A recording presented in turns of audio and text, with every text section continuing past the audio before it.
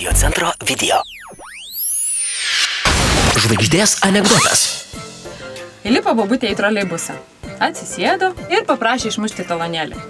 Atsisuko neblaivus jaunuolis ir sako: gerai, bobutė, to jau išmušim talonėlį.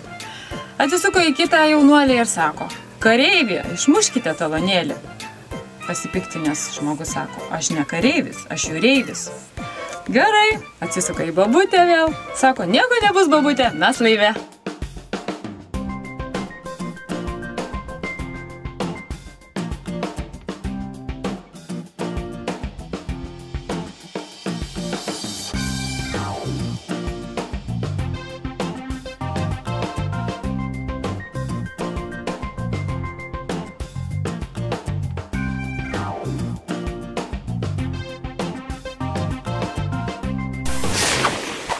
Įsijunk gerą nuotaiką. Radio centras.